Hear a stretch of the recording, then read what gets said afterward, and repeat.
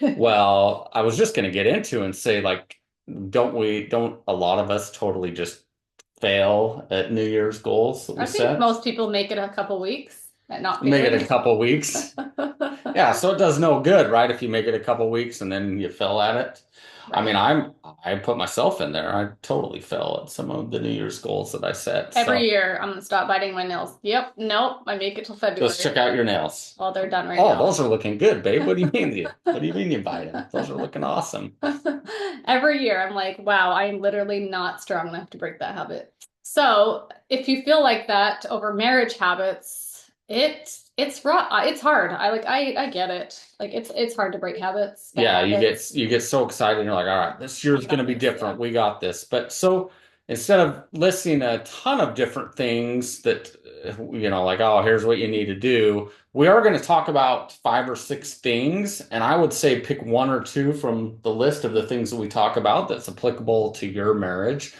And a couple episodes back, we had Nate Whitson on where we talked about instead of just trying, and I'm totally guilty of this, like, oh, I'm going to try to do better, right? Amy's heard that a lot of times, like actually like doing instead of just trying, actually doing, because as you do and you hold yourself accountable, then you're able to change and break bad habits or accomplish goals or certain things in life.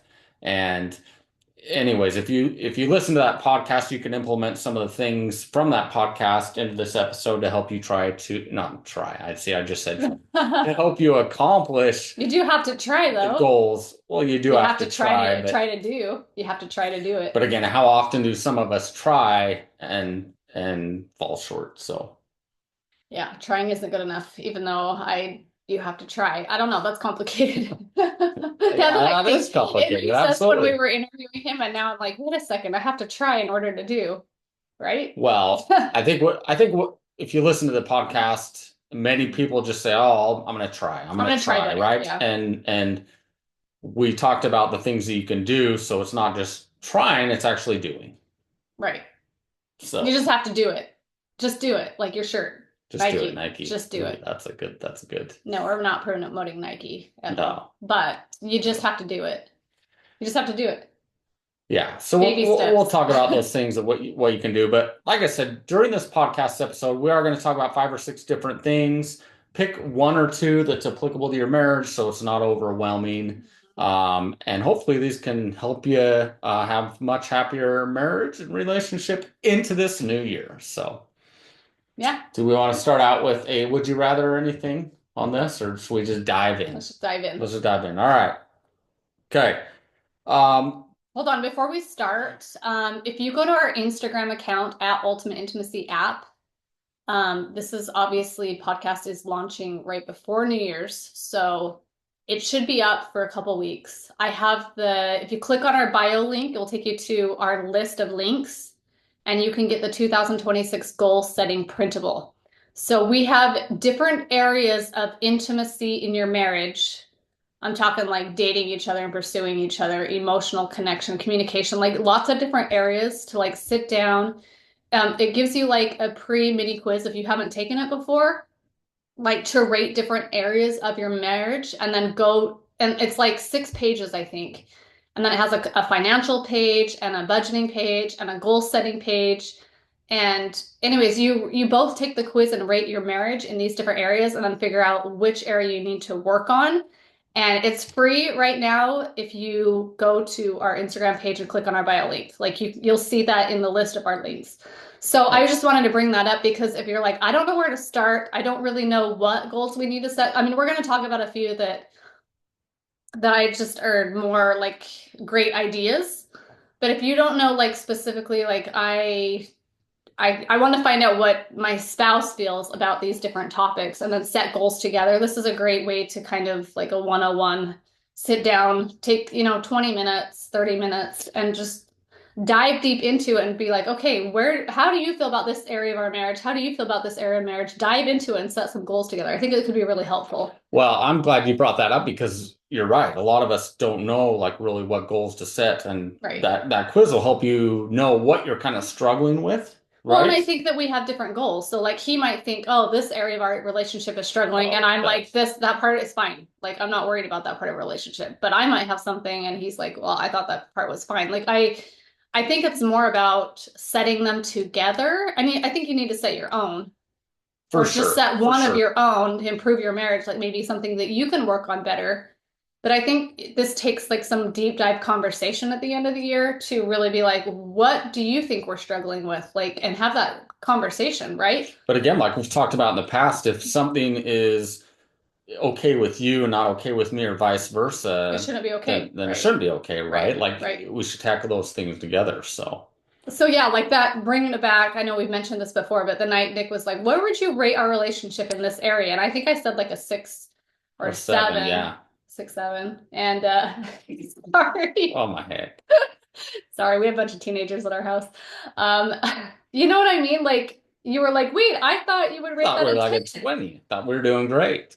And then he rated something like lower under a 5, and I was like, "I thought you would rate that like way higher." So it became this hour discussion that led to other discussions on like, wow, I didn't know you felt that way about this area of our relationship. And that's why that printable is so great. So we're gonna have to do that again this year and find out like, oh man, like Yeah. this is not Yeah. doing too well. No, I think everyone should take that even like monthly almost. But if you haven't taken it since last year, like, I don't know. I think it's so important to start out our year with a really good deep dive conversation about what do we need to improve in our marriage. Yeah, and we know, some people are like, oh my heck, New Year's goals are so lame. Like, Right. why do we do this on New Year's? Whether you do this on New Year's or you do it during the year or whatever, Hmm. the purpose is to help your marriage. But Absolutely. Absolutely. New Year's is kind of one of those things where people do like to set goals, a lot of people, Hmm. and it Hmm. can be beneficial. So we're going to do this in this week's podcast, whether you like it or not. We're going to talk about goals. And if you don't want to set a goal, then just go down the UandI app, the new UandI app at UandI.com, UandIapp.com, and go take the monthly challenge together. Like that's just a great goal, is to just pour more into your marriage, right? Yep, Just pour exactly. more into your marriage. Or on the Ultimate Intimacy app, say, on date nights, we're just gonna have better conversations and grab the conversation starters for free. Like everybody can improve their marriage. It doesn't have to be like, I'm not a goal setter, I'm not doing that. You can still improve your marriage. Yeah, and the things we're going to talk about today are basically what we hear from the audience, which Right. most couples are dealing with, right? Right. Right. So, I think all these can be applicable to most of you out there. Hmm. So, the first one we'd recommend is protecting your quality time together. We know that for everyone out there, life gets really busy, and for many marriages, the time you spend together as a couple gets pushed to the back Right. burner or to the side. And people stop having date nights. They stop prioritizing intimacy. They stop, talking together as a couple. And so, one of the things I would suggest, which it's amazing how many couples aren't doing this, but regular date night. You've got to schedule at least a date night a week, and that doesn't mean you have to go to some fancy dinner, spend a lot of money. Right. Your date night could be going out and playing pickleball together. Your date night could be going on a long walk together with your 3 dogs, if you have 3 dogs. Um, you'll get a lot of crazy looks, but they don't have to be expensive or extravagant things. It's just all about spending time together. We say this all the time, and I'm sorry for repeating it, but this was the area that really truly changed Amy's and my marriage in a good way significantly. For a while in our marriage, things were just mundane, just going through the motions. We never had date night. We started doing date night, and this was a huge change in our marriage because think about it. Your date night is how you fell in love. When you were dating your spouse, you were going out, you were talking about things, you were connecting emotionally, you were Hmm. connecting probably physically, you had that physical attraction, talking about things, having fun together, Right. everything that date night does. And so you have to keep doing that in your marriage. You have to keep pursuing each other. If you date right. Oh, If sorry. you date, yeah, because if you take your phone and you stare at your phone Oh, spending yeah, your yeah, date, yeah, you're not yeah. doing it. That's not a date, right? Yeah. It's a Like, date. That's a date with your phone. Don't date your You're phone. connecting Don't with date your your phone. phone. Yeah. You were talking about quality time and you brought up Yeah. date night, but I just did a post, a couple days ago, and one of the things I mentioned was to get outside together and turn off your phones. I think that we're getting not just a lot of people, a lot of couples are getting lazy with their dating. Yeah. And it's like either routine or it's not exciting enough, it's not fun enough, or they bring their phones. Like, I think getting outside and doing stuff in nature, maybe where you can't look at your phones, I think that's really important. I think it helps your mental health, your physical health, getting outside and exercising together. Oh, That, yeah. that kind of stuff can absolutely be a date. So I like that you mentioned like go on a walk. Oh, Like, yeah. that's important. Just like get out in nature and enjoy each other. Well, I think when people think of a date, they think of, okay, going out on a certain night, having dinner, doing Right. whatever. No, it can mean everything. I mean, Which is fine. We do that which every is week. fine. Yeah. Exactly. Yeah. Whatever it is that you're spending quality time together, Hmm. just get out and do it. Yep. That could be, some of you might disagree and send hate mail, but that could also be potentially like watching a movie together. I know you're not having great conversations when you're watching a movie together, but at least you're spending time together, holding each other's hand, whatever. Like get out and do stuff, preferably things that you're Right. talking, right? Excuse me. Yes. So, Mm-hmm. any other thoughts on that? Nope. Okay. Um, we won't spend time on this next one, but it kind of goes in line with that, and that's just having good conversations. Why we talk about that all the time, like conversations, and I know all of you are sick of hearing that, but Some people have a really hard time with that. yeah, and I think the purpose of conversations is to continue to get to know each other, and Right. what's the word I'm looking for? Like just I don't know. I don't know what the word I I'm don't know looking what you're for looking is. for.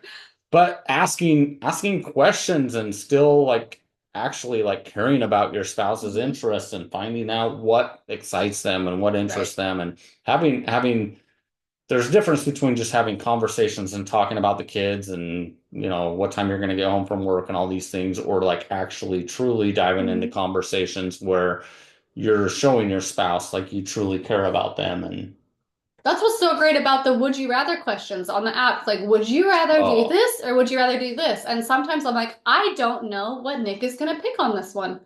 And then we'll start talking about it. sometimes I don't even know what I'm going to pick, so I'm like, oh man, There's some really, really good questions. Or the truth and dare game. Like a lot of the truth questions, I'm like, holy cow, I did not 23, almost 24 years in a month and a half that we've known each other. I did not know that about you. oh, totally And that's how totally you threw keep her off. that's how you keep a relationship alive, is like finding out new stuff. Be like, wow, I would have never thought that you would have said that. That's crazy. And then you have this big, long, awesome discussion about it.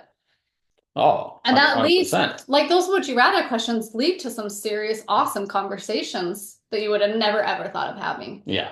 There's never, I think a lot of people think, oh, we've talked about everything. We've been married so long, or not so long, but we still talk about everything. And it's like, whoa, no, like I think that, I mean, we know very, very many like happy elderly couples, and they still have plenty to talk about. Like it never ends.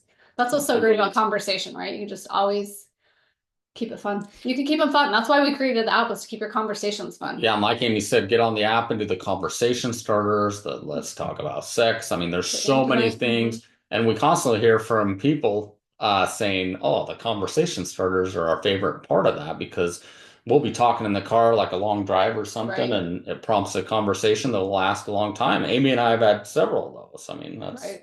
they are fun getting into those deep They are super conversations. fun. All the funnest one of all, Funnest. the most enjoyable one of all. And like we said, we're not throwing out all these things that you have to do. They might be applicable to some of you. Some of them they might not be. Pick one or two that's applicable for you in your relationship. But so the next one is get aligned on money and future plans. That's what I love about the 2026 printable. It's like go over your budget. Go over your budget together. Like it is so important to be like, we need to stop spending here. We need to start saving here.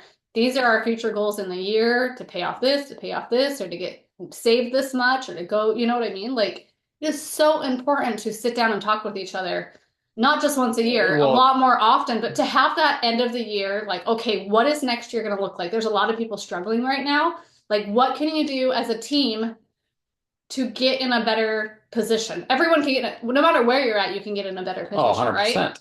Well, and I like also like future goals, right? Like, Right. so, okay, are we going to do a family vacation this year? How do we pay for how that? do we pay for that? What can we do to set aside the money for that Hmm. and maybe plan something that's, more affordable and things like that. Like Right. just having those discussions, those actually can be really fun discussions to Hmm. say, all right, let's set a goal. Here's what we want to do for family vacation. This is going to be a blast. How do we plan for that? And then it's like working together and Hmm. implementing that plan rather than just assuming everything is going to work out and then being Right. stressed when it comes time to do that. I mean, those are some great examples, right? Oh, absolutely. I mean, you know, for us personally, that's something like we talk about. We like, okay, we want to do this as either a couple or a family. Hmm. It's going to cost this much. It's, 6 or 8 months away. How do we budget? How do we plan? What things do we cut out? Just having Hmm. those conversations, right? Oh, absolutely. And that was, I mean, financial issues is what caused a lot of Oh, issues in our marriage. So 100%. if we would have been sitting down monthly or, every few months and talking about budgeting and financial goals and being on the same page, that would have really helped us out, 100%. saved Yeah, a lot of heartbreak. we So, were, I personally was awful about that before, and that caused us a lot of issues. So, so yeah, I know it doesn't sound, a lot of these are not like, oh, that sounds so fun besides the yeah. dating each other more, but they're needed. Like these are goals that are goals Well, or things that you need to do like soon to like really help your relationship. yeah, it's just like a ripple effect. Like you figure some of these things out, and you're going to have a Mhm. much better marriage. You're going to have Right. better emotional connection, probably better physical connection. So, you know, talking about a lot of these things, even though if they don't sound fun, They're very they're important. gonna help your marriage in all aspects, right? And I think it's important to remember, I don't know who struggles with this, who's listening, but it is important for the wife and the husband, no matter who is the breadwinner. Maybe you both are, maybe she makes more money, whatever your situation looks like, it's important to both understand your financial situation, both be completely transparent about it, and to budget and set goals financially together. Like, I can't say that enough. That doesn't matter, like, just because maybe he's bringing in all the money or she stays home or vice versa. Financial goals and your whole financial everything in your marriage should be completely open, transparent, and discussed together often. Yeah, I think a 100%. lot of couples struggle with this because maybe it's the guy or what. I mean, typically the The man, right? husbands, yeah, Typically the husband's like, I'll take care of this, I'm in charge of this, I pay the bills, I'm the blah one blah making the blah, money, I'm the one so making the kind money. of controlling it. It's not something that number one should be controlled by one person. It needs to be vulnerable and open and transparent. Like it's both people, and that can save a lot of marriages, just being open and honest and finding a way to balance everything together. If one's a spender and one's a saver, like this is just a really great time of year to be like, okay, this is not working. Or maybe one person's like, I don't feel like I'm as involved as I want to be, or it's just it needs to be super Yeah, just open. have those It's important. discussions. Yep. That's a huge source of conflict in a lot of marriages. Yep. Trust us, we know from experience. Yes, we do. Um, I like the next one. Support each other's personal growth and dreams. Just say like, talk to your spouse and ask them what their goals are for the year, what they want to Hmm. accomplish, and be their biggest cheerleader. Really support them and say, what can I do to support you? Whether it's helping give you enough time to accomplish the things you want to accomplish, or even the hobbies that you want to accomplish. I think it's so important to support each other, not only support each other individually on your individual goals and Hmm. dreams and things that you want to accomplish and things like that. I do think, though, it's really important to find balance with that and make sure that just because we're saying support, it needs to be something that's balanced, right? If you're Oh like, yeah. I want to go run or participate in an Ironman, but I'm going to be gone this many hours every day, like that's a great goal, but make sure that your hobbies aren't taking over like your family time. Make sure that you're both on the same page and that it's Well, healthy, finding balance. healthy, right? Yeah. Like, we're not just saying go support everything your spouse wants to do because that's what you do as a spouse. Like, there does have to be a balance and a healthy aspect to hobbies and outside things outside the home. Yeah, and I think as you talk about it, I mean, what's going to be realistic in one marriage might not be Right. realistic in another Absolutely. marriage. But I do Hmm. want to say if something's important to your spouse, it should be important to you. You should talk about it and Yep. try to make things work, Make it right? work. Yeah. If Yeah, you can. absolutely. I love the next one. This is going to be well, this is something I'm always try to work on, but it's more intentional about appreciation and affection. And when we're talking about affection, we're talking about just like, you know, telling your spouse that you love them, giving them a hug, like that kind of affection, at least what we're talking about right now. But be more intentional about appreciation. I've said this before, I'll say it again. In my opinion, like you want to change your marriage in a good way quickly, just start showing appreciation to your spouse or to each other. Like it's as simple as saying thank you so much for all that you do for me and the family, or thank you so much for the meal that you prepared tonight. Just showing appreciation and gratitude. I feel like we don't do that enough as couples. We just assume that our spouse, oh, they know how I feel. They know I love them. I don't need to tell them. But there's just something about showing appreciation to each other. You have anything to add? No, that was great. You have anything to take away? Nope.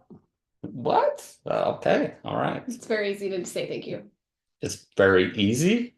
I hope. Well, it physically is easy, but a lot of people don't do it. I know. Right. So it's not easy. Ah, I don't know who does it and who doesn't. I does and doesn't. I don't know. well, Amy and I, whether it's good or bad, we have the opportunity to hear from a lot of people, and so we know what people are struggling with. Do you We hear a know. lot about this? About appreciation? I Oh don't hear yeah, anything about appreciation. I didn't absolutely. know people are struggling with that. Yeah, I hear a lot about appreciation, just like Can I add one to your list? absolutely. I would like to add that if you have problems with arguments and fighting, that you make a goal to never yell at each other again. To never yell at, if there's only one goal that you set in your entire marriage, it's to never yell at each other again. You can be upset, you can be frustrated. Your husband or wife can literally just make you beyond mad, and you can learn how to be a mature adult, walk in the room, blow off some steam, whatever you got to do, calm yourself down before you take it out on your spouse. Like You know, whatever you got to do, serenity. serenity now. Like I really believe that our marriage changed when we decided that we would never say anything rude. We would never, we can be open and honest. Have I ever said anything rude to you? I don't think so. Oh, okay, good. I I was don't, just making sure you've because said some things that have hurt my feelings, but not intentionally. But you've never like yelled or screamed at me or called me a name. Like that's not acceptable in our marriage. Absolutely not acceptable in our marriage. And we've made that a very big boundary in our relationship. We can be open and honest and frustrated with each other. Absolutely, it happens. But like yelling, screaming, like people with like serious anger issues, um, whatever. I know there's personality things. I get that where both people are not calm. Like I get that personalities are different, but there's yeah, never a reason why you should disrespect and yell at your spouse or say something really rude. There's no reason for that. So if that seems to happen in your marriage, like ever, even when your blood is boiling, like believe me, I understand that your spouse can be the one person that bugs you more than anyone. You're married, you're living together. But I think if you can set one simple goal to just learn how to disagree more respectfully, I think it can change everything. Because agreed. we're at a Yeah, point now, and I know I've already said this though, that when we get frustrated, it's like, why are you mad at me? And we just have a conversation about it. This is how I felt, or this is what bugs me, or we can have a full-blown conversation about it without freaking out. Like, I think just getting rid of those toxic traits, and I know that's really hard for some people. I know people really, really struggle with that. We hear from a lot of people that are like, my spouse unleashes when they're upset. Like, if you can do anything, say, I don't want this anymore in our marriage. For 2026, we're going to only disagree or argue respectfully and calmly. And if we need to just like go take some time for a second to settle down and then come back together, like whatever you need to do. here's why that creates a problem too, is if you're What causes the problem? when someone gets really upset or Yeah. goes off. Okay. Um, if you're if you're the other spouse, you're going to be like, well, God, I don't want to say how I'm feeling, or I Right. don't want to start an argument. Therefore, I'm going to hold my feelings in. I'm going to start holding Hmm. the grudge. Hmm. You're not going to have good communication because you're afraid that Right. whatever you say is going to set your spouse off Right. and just cause a big problem. And so, and then that's just going to create more problems down the road. Hmm. So I think how you handle conflict is so big because that's going to determine whether you have that good communication or not Absolutely. together as a couple, or whether there's a wall. Because I'm telling you right now, like even in our marriage, if Amy freaked out on me, I would be a lot less likely to want to Open up, right? open up, and even I'd be like, oh man, I don't even know if I I don't want to say dare. anything, Yeah. right? Right. Like, and vice versa. And so I think that's why it's so important to handle conflict, like Amy said, in the right way, because then it opens up that safety and to know that, we can have a disagreement and talk about something hard and it's not going to turn into a Right. full-blown WWE throwdown. So, And we've said a million times, emotional safety, especially for women, and some men, emotional safety is everything when it comes to intimate time. So the way you handle conflict and yeah, arguments and stuff is going to build so much trust and security and connection. It really is huge. Like they're very tied 100%. together, very tied together. 100%. And then I think the final one we'll talk about is having better intimacy, making a goal to have better intimacy. And we're talking about emotional and physical. Hmm. And sometimes this means scheduling it, right? Like even scheduling time together just to have a good conversation, or like we talked about going on date nights, or scheduling time like to be intimate. So many couples just it's last on the list, it's last on the priority list. And so, they feel that it's neglected in the relationship. And Right. so, we talk about so many times that those things go hand in hand. You can't have good emotional intimacy and bad sexual intimacy and vice versa. And so Right. they really do for most couples go hand in hand. Yeah, we recognize there's you know, some people out there that there is that it does work, right? But for the majority of couples, they do go hand in hand. Hmm. Oh, absolutely. So, Yep. any Talk about o- it all the time. any other things to add? I would just reiterate that we're not throwing out a bunch of things you need to change. Most couples or people in general that make a whole list of goals for a new year fail. And we talked about this, I think, with Nate, right? Like it's good to focus on one thing. That's when it will become a habit and you'll actually change your relationship. So I think our tip would be to just pick something, just one thing, maybe two if you think you can handle two. The point is you can do as many as you want as long as you make them detailed or focused enough that it's something. Maybe you make a list, maybe you're a list person, you're like, we're going to schedule a date night on the calendar every single Friday night for the next 4 months, or you know what I mean, Yeah, exactly. or Exactly. when one person raises their voice and could tell something's getting heated, we're gonna That's we're right. gonna take a timeout. um, we are going to try every single week to sit down and have a 30-minute conversation using the app to have deeper conversations with each other. Like whatever that looks like pick something and then make like detailed goal out of that. Because I 100%. feel like if you have a list of like, I'm gonna do this, this, and this every single Monday night or every single morning, then that's when it becomes a habit. Instead of just throwing out a list and being like, let's try harder, do Oh, that, I try harder, do agree. this. I agree And that's 100%. why Put it on the calendar. that's why getting this printable, talking about these things together, writing them down. There's a page that has literally the different kinds of intimacy. Write down what the goal is and how you're going to accomplish it, and then hang it on your fridge. Right? That's how goals become So habits. where can they get this goal setting? So you can go to social media, go to either our Facebook or our Instagram page at Ultimate Intimacy App, click the bio link, and it will take you to our list of all of our links. And for at least a week, I'll leave that at the very top. So Perfect. it's free. It might be super helpful to go take that challenge. Me and Nick are going to take it because I think it's just something that it's just good to feel where you're both at, right? Yeah, 100%. Instead Yeah. of making assumptions, Instead of right? making assumptions, because you might think, oh, I want more date nights, and oh, I thought we were doing really good at date nights. No, I feel like they could be more intentional, you know? Yeah, yeah, Like totally something agree. that simple that you're like, oh, we're kind of off in this area. So Yeah. So yeah. go check it out. We hope all of you have a great New Year's. You party hard, and we're excited for the new year with a Make lot sure of you kiss at things midnight. happening. Kiss Oh, at midnight. I'm gonna take the advice my dad gave the other No, night. we will not be sharing I won't that. share that on the podcast, but yeah. Hope all of you have a great New Year's and look forward to a wonderful year, 2026. And until next time.